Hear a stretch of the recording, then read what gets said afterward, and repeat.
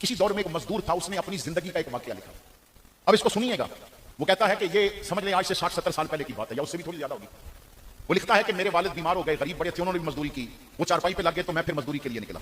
दोस्तों के साथ मजदूरी कभी कहां, तो पता चला कि हैदराबाद के करीब एक फैक्ट्री है, तो वहां करीब जाके अगर रहे ना तो हफ्ते में 3-4 या 5 दिन वहां मजदूरी मिल जाती है।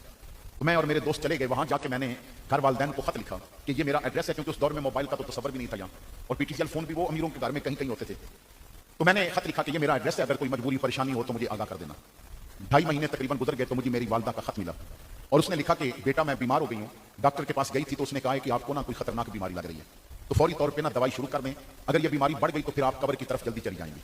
तो बेटा मैंने ना जब दवाई लेनी चाहिए तो उसने कहा कि 70 रुपए दें तो फिर दवाई मिलेगी। उस दौर के 70 रुपए आज के 15-20 हजार के मुकाबले में थे। तो बेटा जैसे भी हो ना 70 रुपए का इंतजाम करके भेज दे, और जल्दी भेजना, कहीं बीमारी बढ़ ना जाए। कहते हैं कि मेरी जेब में टोटल 5 रुपए थे, मजदूरी भी बड़ी कम थी। उस दौर में ना अच्छा जो मुलाजम होता था उसकी तनख्वाह 15 रुपए 20 रुपए होती थी।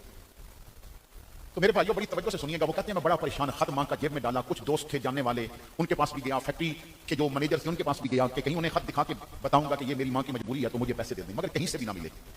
मैं बड़ी परेशानी में वापस आया, अपने कमरे में बैठा था और जेब में हाथ डाला कि चलो मां का खत निकाल के फिर पढ़ते हैं। तो हाथ नीचे चला गया, जेब रस्ते में किसी ने काट ली थी। वो जो 5 रुपए थे वो भी चले गए और खत भी चला गया। मैं बड़ा रोया कि 5 रुपए होते तो वही भेज देता।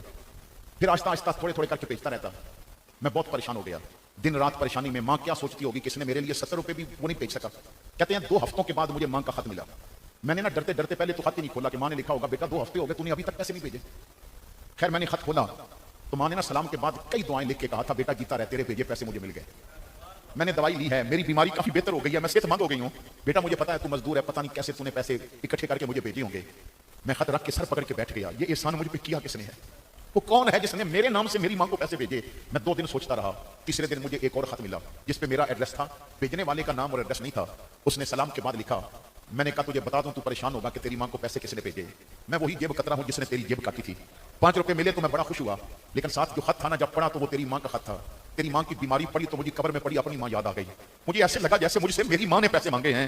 5 रुपए तेरे वाले और 65 अपने से डाल के मैंने 70 तेरे नाम से तेरी मां को भेज दिए।